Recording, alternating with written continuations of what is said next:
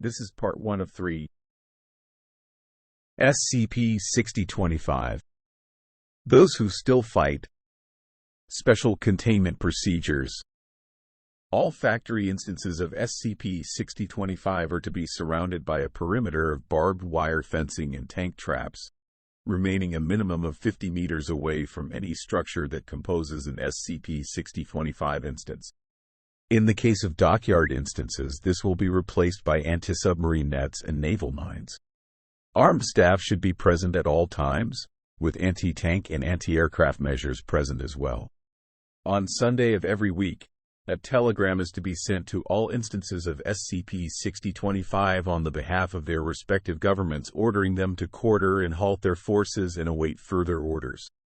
In the event of a containment breach, an immediate communique will be sent to any and all countries over which airborne or suborbital instances will fly, along with the Global Occult Coalition, North Atlantic Treaty Organization, and all suspected or confirmed nuclear powers, notifying them of the nature of the situation. See Incident Log A. In the event of a mass containment breach, the previous steps will be taken, and all offending factory instances of SCP-6025 are to be bombarded with long-range artillery until their self-defense mechanism is triggered. Airborne Class C programmable amniotics will be dropped over areas with confirmed visual contact with SCP-6025 instances, targeted to remove recent memories of World War II equipment. Description: SCP-6025 is a group of factories, dockyards, airbases, and launch sites located in nations corresponding to the Allied powers of World War II and the successor states of the Axis powers of World War II. There is also at least 16 facilities in countries that historically remained neutral throughout the war. The total number of facilities is 98. They are all owned by GOI 206-S, known as the Glasgow United Armoury, a defunct subsidiary of Marshall Carter and Dark Limited that filed for bankruptcy in 1951. The facility's main anomalous feature is their ability to create equipment of historical nature dating back to World War II, without any form of workforce and at a rate 900% higher than any non-anomalous workforce could achieve, even if running at peak efficiency. The equipment itself is also anomalous and does not need a crew to function in more than 99% of cases. It is currently unknown from where facility instances of SCP-6025 acquire material, fuel, or ammunition. List of instance types. SCP-6025-A. All forms of facilities designed and constructed to manufacture, accommodate, launch, and maintain all other instances of SCP-6025. SCP-6025-B. All mobile instances serving a support role. Examples include transport and cargo watercraft, military engineers and their corresponding vehicles, any form of transport land vehicle or aircraft, and the like. SCP-6025-C. All mobile instances not serving a support role and taking humanoid forms. Examples include regular infantry, machine gun and mortar crews, snipers, and the like. SCP-6025-D. All mobile instances not serving a support role and taking land vehicular forms. Examples include tanks and other armored vehicles, most artillery, and the like. SCP-6025-E. All mobile instances not serving a support role and taking aerial vehicular forms. Examples include fighter and bomber aircraft, close air support, multi-role aircraft, and the like. SCP-6025-F. All mobile instances not serving a support role and taking watercraft forms. Examples include battleships, destroyers, submarines, and the like. SCP-6025-G. All instances taking the form of rocket-based weaponry larger than can be realistically crewed by instances of SCP-6025-C. Particular examples include the German Virgiltungswaffe II, the American VB-01, and others. SCP-6025-H. All mobile instances taking the form of weapons that were devised but not constructed or used widely during the Second World War. Examples include the Panzerkampfwagen 8 Maus, the Messerschmitt P1099, the Gloucester Meteor, and others. End list of instance types. Equipment produced by instances of SCP-6025-A is animate, though it is unknown if the equipment has intrinsic sentience or displays the sentience of its home factory. All equipment follows its specifications and capabilities, as proven during World War II or predicted during the time. Equipment has been seen to experience wear, become inoperable due to said wear if not maintained, and be damaged by non-anomalous sources such as ballistic trauma, heat, water, weather, etc. Equipment that requires external intervention to function, i.e. small arms, crew-served weapons, and the like, is wielded by animate constructs superficially resembling mannequins. Equipment appears to bear allegiance to the home country of the facility responsible for its construction. They follow their chain of command, obey orders from said country, and do not engage forces their country was not at war with during World War II. Equipment also appears to act as though World War II is continuing. Each Sunday, SCP-6025-A instances will reset, erasing orders set in a previous week. They will then have new orders assigned to them by a high command, often involving offensives into enemy territory. During said offensives, members of the Allied force appear to be more conscientious of civilian casualties than members of the Axis force. However, due to the fact that incursions into Axis territory are more common than incursions into Allied territory, the Allied force is nevertheless responsible for more civilian casualties. Instances of SCP-6025-A will switch allegiances if a member of an enemy country enters the facility and takes its flag, located at its highest point accessible from the inside, and replaces it with the flag of another country. This is exceptionally dangerous considering the heavy defenses surrounding an SCP-6025-A instance, and any force that attempts the task, anomalous or otherwise, will almost invariably suffer heavy casualties numbering from 30 to 95% of the original force dead or incapacitated. In the event that the facility flag is destroyed, the defending force will forego any allegiances and attack anyone nearby if their intent is not to assist them. All humanoid instances of SCP-6025 are capable of verbal communication, and all non-humanoid instances are capable of radio communication, speaking in a randomly generated male voice in the language of their home facility's country. Instances of SCP-6025-A are also capable of sending and receiving telegrams, radio broadcasts, and television signals.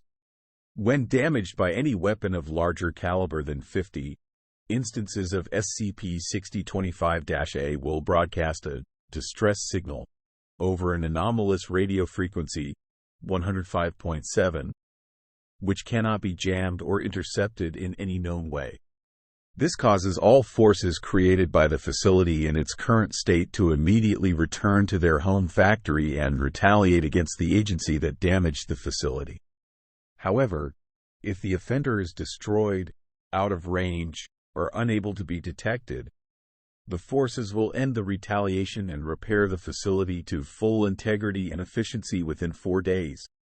For this reason, instances of SCP-6025 will never bombard or otherwise create the potential for harm to SCP-6025-A instances when attempting to capture them. They also will not attack the last instance of SCP-6025-A of a country, instead blockading it until the forces of the blockaded facility break the blockade, an event that happens in 100% of cases within 1 month. Discovery Log, May 18, 1956. Caller: Agent Hayes. Receiver: CENTCOM. Begin log: 03100. Hayes repeats security code into radio. Security code is accepted. Hayes, this is Exploration Team 3. Reporting in from Roswell, New Mexico. Message: over. CENTCOM. Exploration Team 3. Send message: over. Hayes, reporting a possible anomaly roughly half a click southeast. Factory. It looks like. Over. CENTCOM. We're going to need a better description. Does it have a logo? Over. Hayes. Give me the binocs. Yeah. Glasgow United Armory. No trespassing by order of the U.S. Army. Violators will be shot on sight. Over. CENTCOM. Is it active? Hayes. Yeah, looks like. I can see smoke coming out of the chimneys. I can see through the windows, though. No one seems to be inside. Hold on. Is that a Sherman? CENTCOM. A Sherman tank. Hayes. Affirmative. An M4A3 Sherman medium tank. CENTCOM. Is it active? Hayes. Let's see. Yes, I can see the exhaust coming off of it. Hold on. Those don't look like people. CENTCOM. Description. Hayes. They're wearing Army uniforms. Armed. Humanoid. But far too pale. Even at this distance, I should be able to see facial features through the binocs. They're bringing out some trucks. GMCCCKW by the looks of it. Flatbeds. And in the back. Oh my God, they've got bombs. CENTCOM. What kind of bombs? Hayes. Miller says he recognizes them. 500-pounders. From the war. I haven't seen them bring anything in though. CENTCOM. Are you sure you haven't just found a manufactory? Hayes. I mean, we'd think that, but there's too much material. And it's all outdated.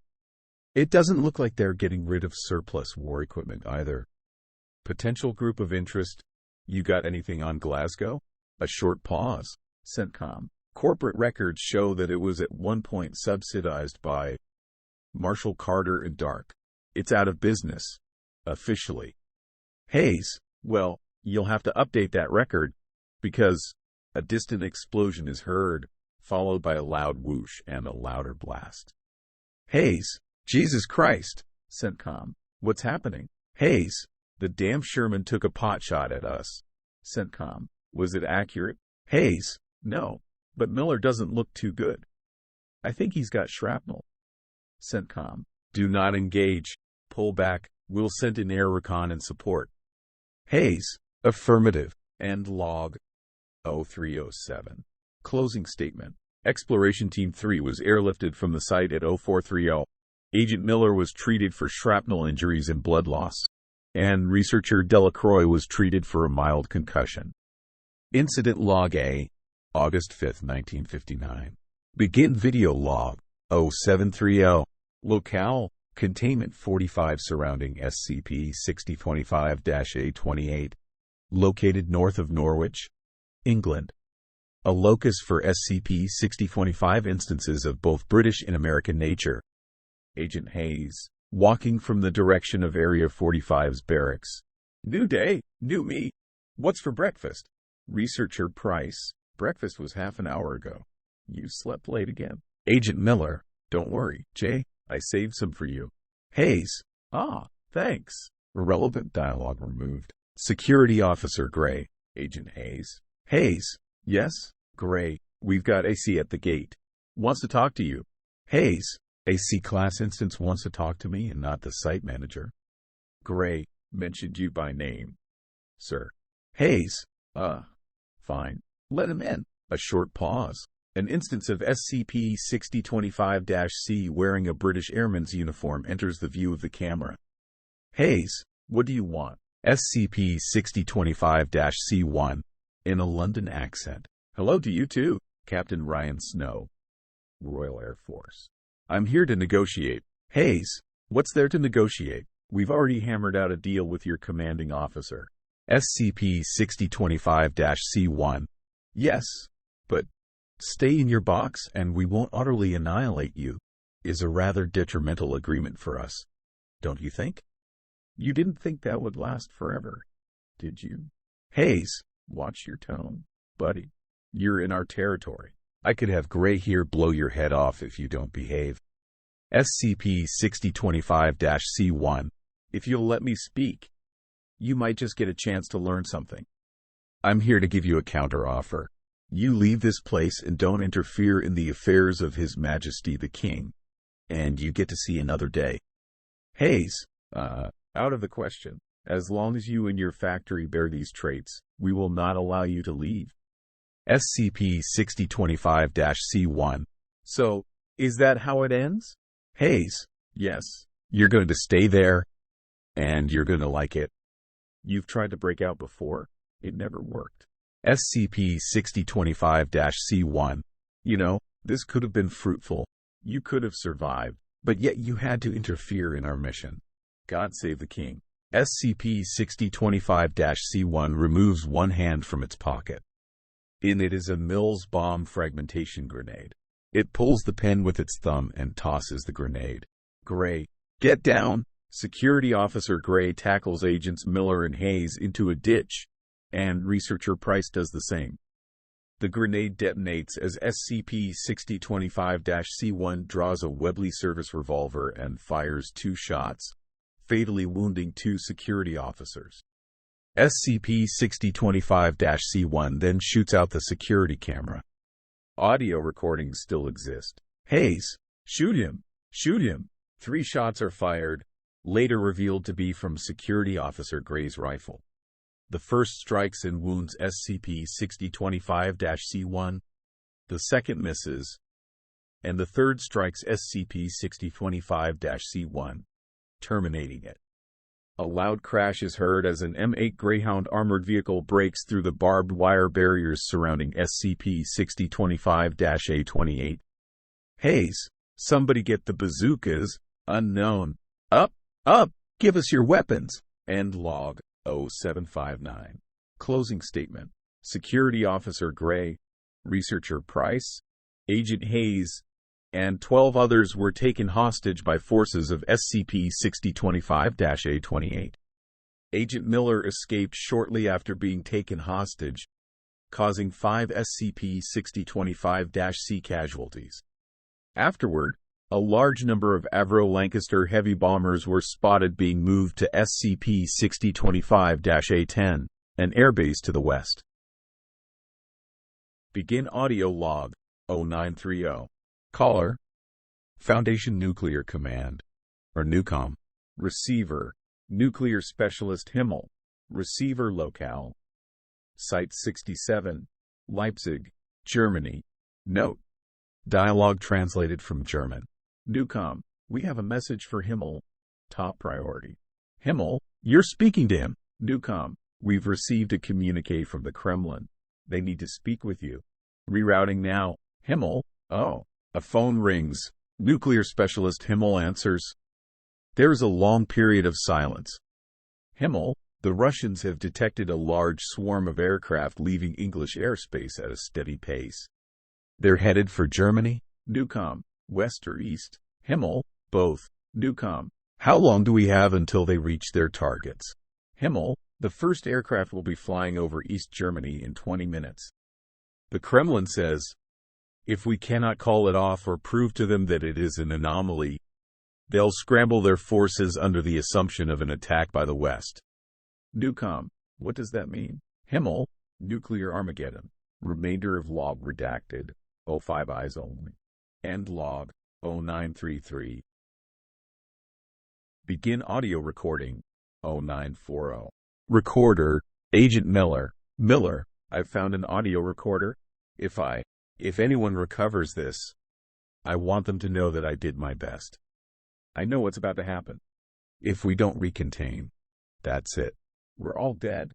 I'm not going out without a fight, though. I know there's a British Army artillery battalion not too far away on training. If I can get their commanding officer to agree, or hijack their guns, I could bomb that place to hell. Maybe they'll die without controllers. Irrelevant footage removed. Further data partially corrupted. Miller, you have to believe me. I have authority on behalf of the British. Unknown, you're asking me to bomb a location out in the middle of... I'm with the Army Group in. Targeting object now. 5. Explosion. Shots hit. Factory damaged condition. What's that? Incoming. My God. Data corrupted. End log 0949. Closing statement. Agent Miller was later discovered deceased among the bodies of 24 British Army members. Miller appeared to have triggered SCP-6025-A28's self-defense mechanism, diverting the bombers to himself and successfully averting an WXK-class global conflict event. A total of 47 were killed, along with 89 injured and 18 taken hostage, later released. Cover stories were devised for both the Eastern and Western power blocks, with the former describing an abortive training exercise and the latter describing a successful show of force. Containment procedures revised. Thanks for watching. Please like, share, and comment. Subscribe and click the bell icon.